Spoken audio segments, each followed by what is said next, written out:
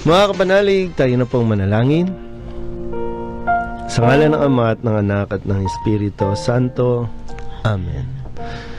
Ama naming makapangyarihan, maraming salamat po muli sa umagang ito. Maraming salamat po sa mga pagpapala, sa mga biyaya, lalo tigit sa pagmamahal ninyo sa bawat isa sa amin. Kahit hindi namin ibibigay ang mga nararapat na pag-uugali, ang mga pagkilos, pero dahil pa rin sa iyong dakilang awa sa amin ay patuloy niyo po kaming binibiyayaan ng mga kakailanganin namin sa araw-araw.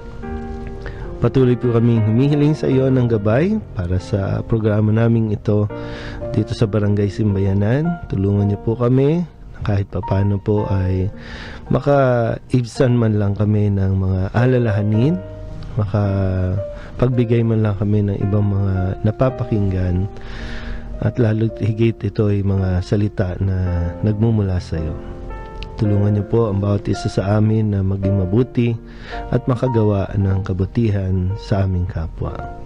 At patuloy pa rin namin tinagdulog sa iyo ang mga kahilingan ng mga nakikinig at mga nanonood sa aming programa, lalong-lalo na po para sa kagalingan ng lahat ng mga may karamdaman.